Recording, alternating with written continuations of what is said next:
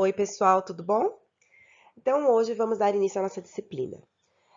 Hoje começamos com a história da saúde pública. Para tornar mais gostosa, né, essa parte, eu separei um vídeo que foi feito pela Fiocruz. E esse vídeo é bem legal de assistir. Então, a primeira coisa que eu vou fazer é passar esse vídeo e complementar, ao final do vídeo, mais alguns pontos, certo? Então, vamos lá.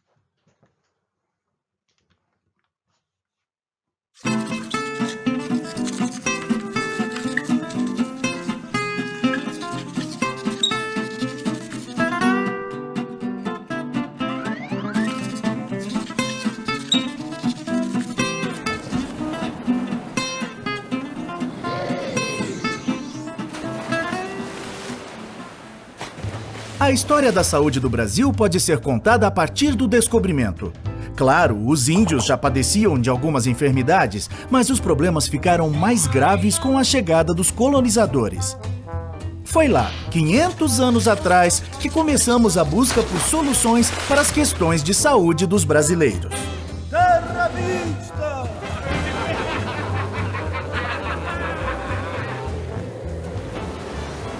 Durante os 389 anos da colônia e do império, pouco ou quase nada se fez pela saúde no Brasil.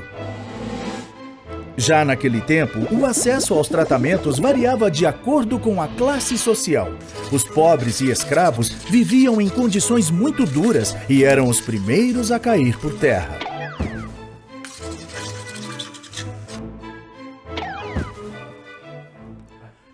Já os nobres e os colonos brancos com posses tinham acesso aos médicos e remédios da época, e assim, maiores chances de enfrentar as doenças e a morte.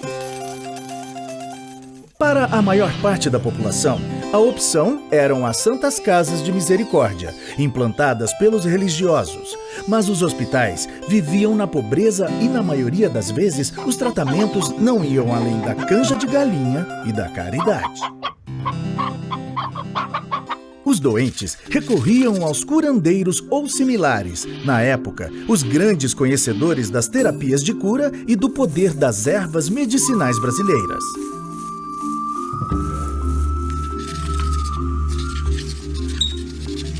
Vou curar vosso ser.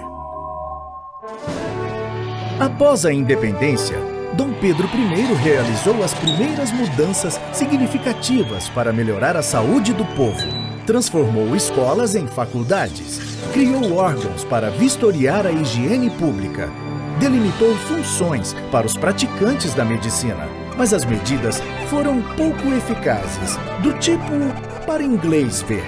O Império terminou com o agravamento das condições de saúde e o Brasil continuou com a imagem de um país doente, onde viver era um risco, um verdadeiro purgatório. Eu é que não vou para o Brasil, opá. Lá tem muita doença. A República trouxe novos ares e esperanças de avanços na saúde. Agora sim, com a República, a saúde do povo vai melhorar. Com o fim da escravidão, o Brasil passou a depender da mão de obra dos imigrantes para o trabalho nas lavouras de café e nas fábricas. Mas a fama de um país insalubre afugentava novos operários.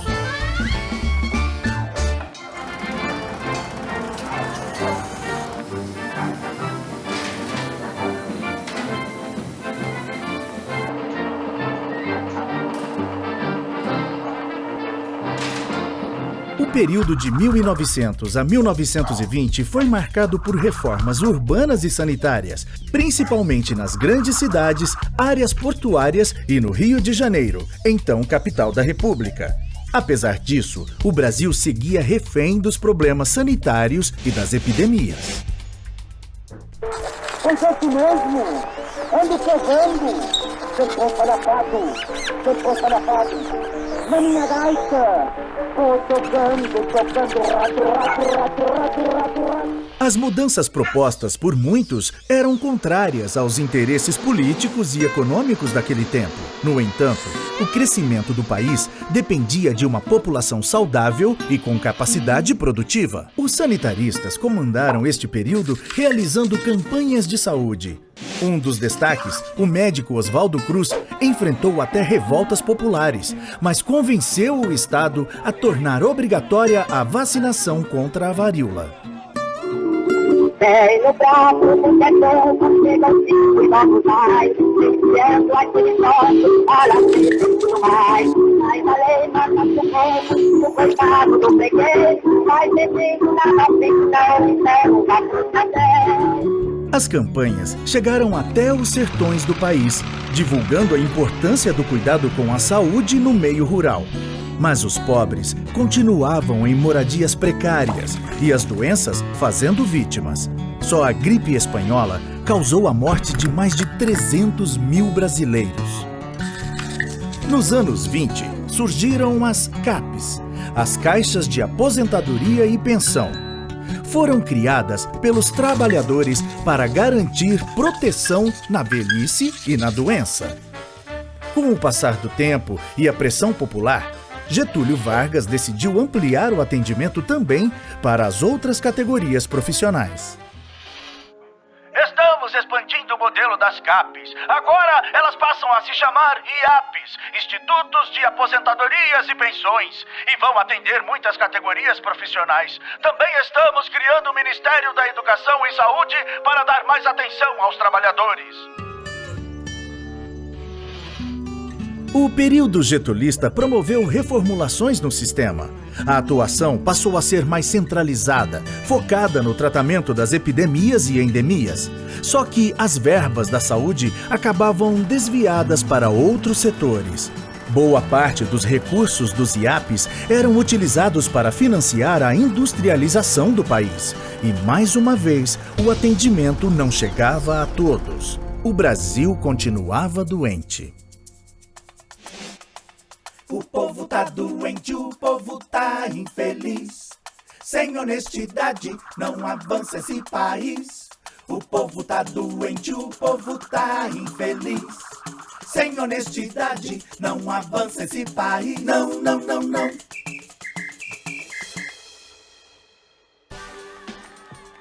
A Constituição de 1934 proporcionou aos trabalhadores novos direitos, como a assistência médica e a licença gestante. Até que em 1943 veio a CLT, Consolidação das Leis do Trabalho, que além dos benefícios à saúde, criou o salário mínimo e outras garantias trabalhistas. Com a Segunda Guerra, o mundo paralisou perplexo diante de Adolf Hitler. Regulären Soldaten geschossen. Seit 5:45 wird jetzt zurückgeschossen. Und von jetzt ab wird Bombe mit Bombe vergolten. No Brasil, o desafio era levar mais saúde ao povo brasileiro. Em 1953, foi criado o Ministério da Saúde, que se ocupava principalmente das políticas de atendimento nas zonas rurais, enquanto que nas cidades, o acesso à saúde era privilégio dos trabalhadores com carteira assinada. Queremos demonstrar ao mundo inteiro, a todos que nos querem dominar, que o Brasil pertence aos brasileiros. Vai surgir para trabalhar. Brasil, vamos para as urnas. Povo democrata, gente varonil. Juscelino, Juscelino, Juscelino, para presidente do Brasil.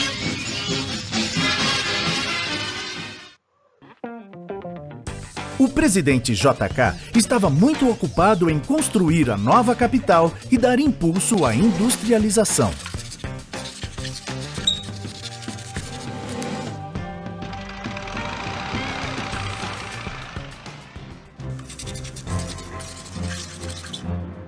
Atenção, Brasil! Atenção, Brasil! Atenção, Minas Gerais! As tropas do 2º Exército, sob o comando do General Cruel, já sitiaram o estado da Guanabara. Veio a ditadura e os governos militares focaram os investimentos na segurança e no desenvolvimento. Mais uma vez, a saúde sofreu com a redução das verbas. E doenças como a dengue, meningite e malária se intensificaram. Diante das epidemias e do aumento da mortalidade infantil, o governo foi atrás de soluções. Em 1966, nasceu o INPS, com a missão de unificar todos os órgãos previdenciários que vinham funcionando desde 1930 e, claro, melhorar o atendimento médico. A atenção primária cada vez mais era vista como responsabilidade dos municípios e os casos complexos ficavam a cargo dos governos estaduais e federal. Nos anos 70, o FAS, um fundo composto por recursos da loteria esportiva, destinava parte do dinheiro para a saúde. Acho que isso é uma zebra. Mesmo assim, no auge do milagre econômico brasileiro, as verbas para a saúde representavam apenas 1% do orçamento geral da União. A piora nos serviços públicos deu força para o crescimento dos grupos privados e os brasileiros entraram na roda viva dos planos de saúde. Saúde virou sinônimo de mercadoria. A 8ª Conferência Nacional de Saúde, em 86, ampliou os conceitos de saúde pública no Brasil e propôs mudanças baseadas no direito universal à saúde com melhores condições de vida. A forte presença de organismos internacionais também abriu os olhos da sociedade para o valor de ações de saneamento, medicina preventiva, descentralização dos serviços e participação nas decisões. O relatório produzido durante a 8ª Conferência foi tão importante que serviu de base para a elaboração do capítulo de saúde da Constituição de 88 e para a criação do SUS, Sistema Único de Saúde.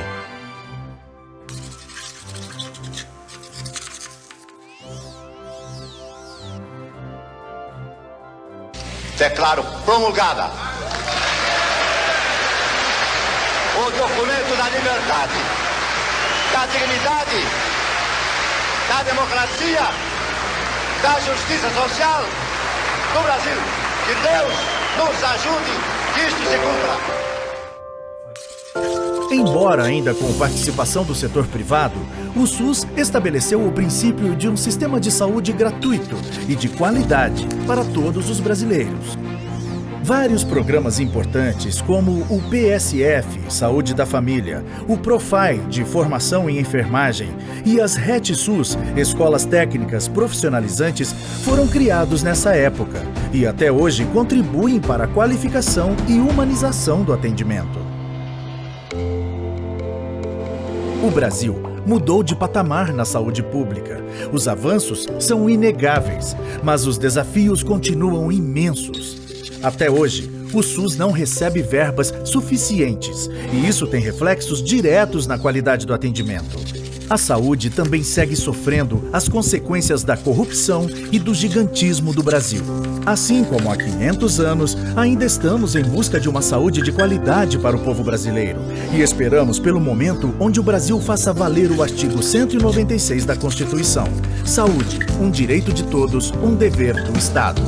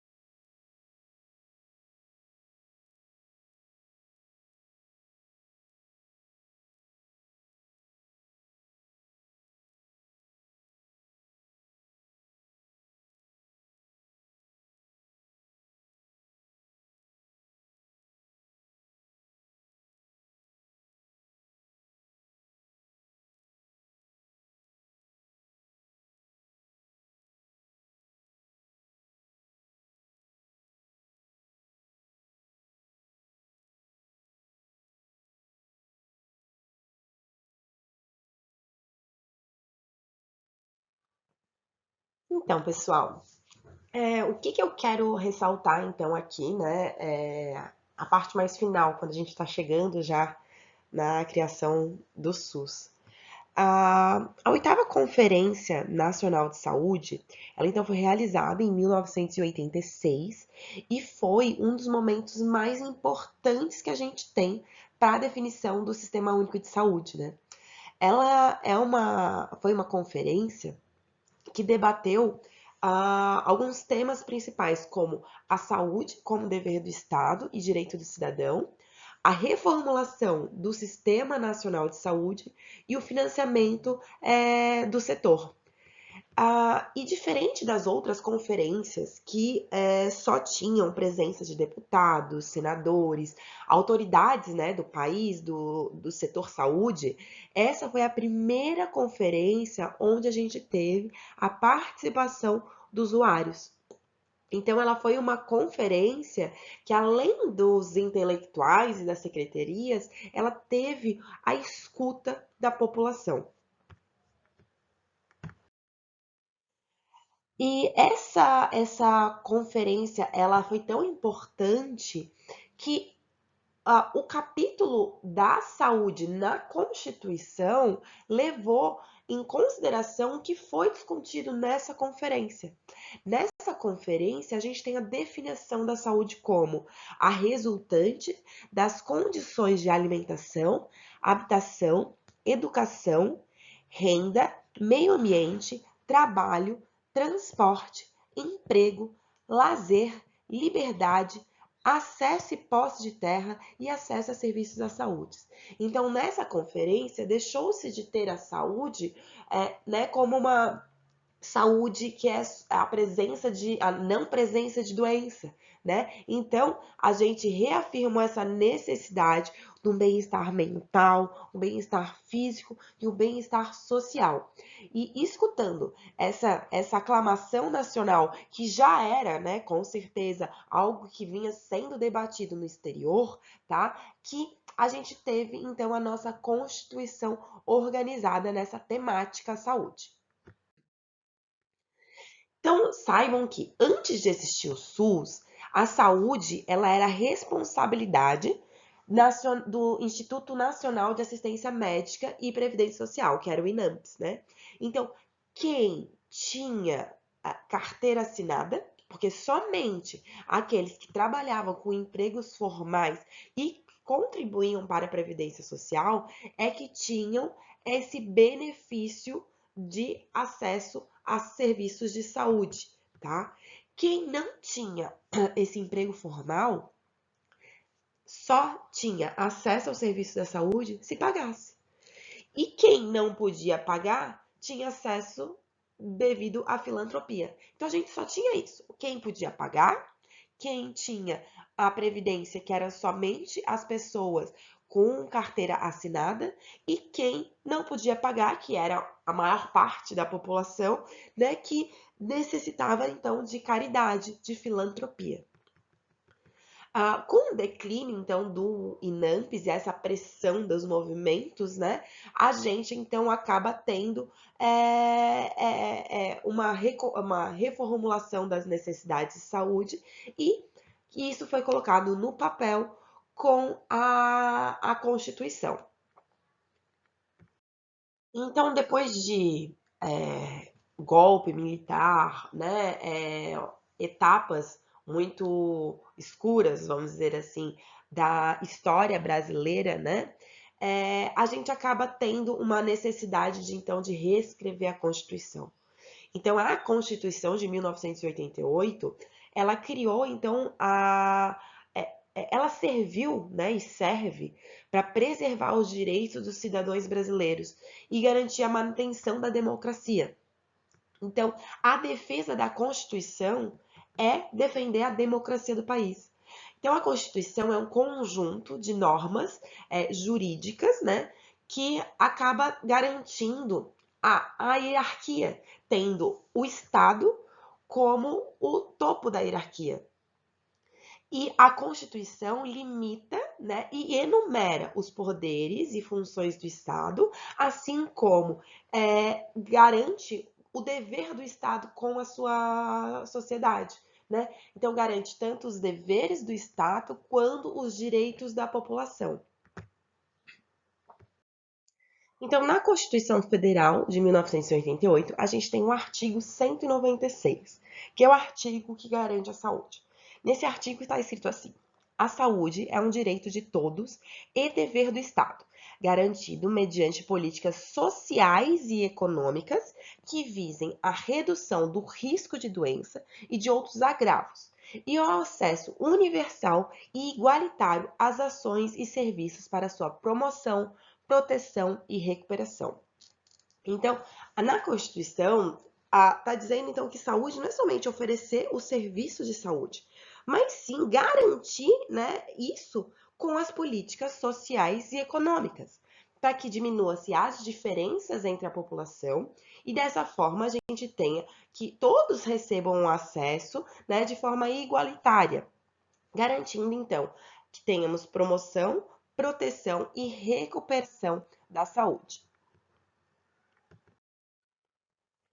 O artigo 198 diz que as ações e serviços públicos de saúde entregam uma rede regionalizada e hierarquizada e constituem um sistema único, organizado de acordo com as seguintes diretrizes: descentralização, com direção única em cada esfera do governo; atendimento integral, com prioridade para as atividades preventivas, sem prejuízo assistenciais; e terceiro, a participação da comunidade. Então, essas temáticas de regionalização, hierarquia, descentralização, atendimento integral, participação da comunidade, a gente vai desbravar, tá? E entender bem na nossa aula sobre legislação, tá? Então, sobre a legislação, a gente vai falar sobre isso.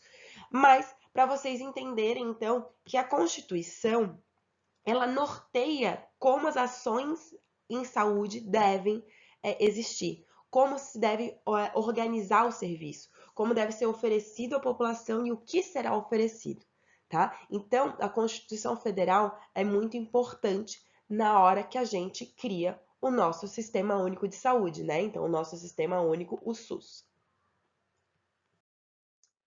Então, pessoal, aqui eu postei para vocês, né? Mostrei para vocês um breve histórico, então, de alguns pontos que são importantes, né, nessa história, né, até a criação do SUS, né, a nossa história da saúde pública. Então, em 1923, a nossa primeira ideia de assistência, né, então a criação da Caixa de Aposentadorias e Pensões, que é a CAP, que garante, então, pensão para alguns problemas, né? E essa CAP, ela é feita pelas empresas que escolhem, né, se vão aderir ou não, e então tem contribuição da empresa e do funcionário. Então, nessa época, por exemplo, o Sindicato dos Ferroviários era muito forte, era um local que tinha uma CAP, por exemplo. Depois disso, a gente tem a criação dos Institutos de Aposentadorias e Pensões, que é as IAPs. As IAPs foi a primeira vez que a gente tinha também estímulo nacional, tá? Então, o governo federal dava um valor, a empresa dava outro valor e o funcionário dava mais um valor. Então, a contribuição dos três lados para garantir, então, alguns benefícios e assistência aos trabalhadores de algumas empresas, tá? Em 1965, a gente tem a criação do Instituto Nacional de Previdência Social, né? Então, foi a primeira vez que a gente teve uma reformulação do sistema e houve a modificação de que, em vez de agora só as empresas que queriam participavam, houve uma organização nacional para que existisse a contribuição de todas as empresas formais, né? Então, todos os cidadãos que tinham a carteira assinada, eles possuíam esse benefício, essa assistência quando necessária. Em 1977, a gente tem a criação, então, das SIMPAs e o INAMPS, tá? Que é uma modificação, então, do INPS, é uma evolução, né, dessa primeira versão que a gente tinha, mas se continuou também fazendo atendimento somente a quem tinha a carteira formal, e também empregados domésticos, tá? O INAMPS também tinha essa possibilidade. Em 1982, a gente tem, então, a criação do Programa de Ações Integradas de Saúde, né, que acaba sendo uma tentativa do governo em fazer uma ênfase na atenção primária, né, como que o sistema de entrada fosse a rede ambulatorial, tá? Em 1986, né, já que a gente não tinha ainda muitas soluções para atendimento à população, então a gente teve a nossa Conferência Nacional de Saúde, que clamou, então, por saúde para todos, né, e não somente para quem era um contribuidor de carteira assinada. Em 1987, a gente tem o Sistema Unificado e Descentralizado de Saúde, que foi uma prévia, né, do que veio adiante em 1988 com a Constituição Federal, que a Constituição Federal aí sim criou o Sistema Único de Saúde, né, que onde os artigos entre 196 e 200, eles especificam como que deve ser feita as políticas de saúde da população brasileira. E assim, então, cria-se o início, né, de um novo capítulo para a saúde da população brasileira, com a criação do SUS e garantia na Constituição que a saúde deve ser um direito de todos e dever do Estado. Certo? Então, por enquanto é isso, pessoal. Muito obrigada e até a próxima.